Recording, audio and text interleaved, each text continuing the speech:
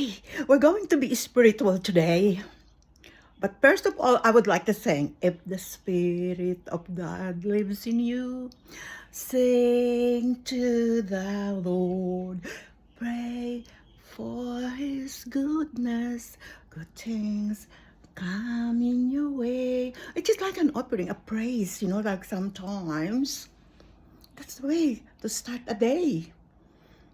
And then, if the Spirit of God lives in you, and do you know that we are really, our behavior, the way we think, the way we do things is influenced by how we reflect the principles of God's teachings. That's all I wanted to say. If the Spirit of God lives in you, that's how you start your day.